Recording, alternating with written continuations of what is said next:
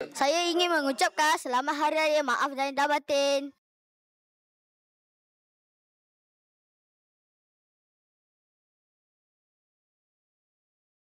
Selamat hari raya.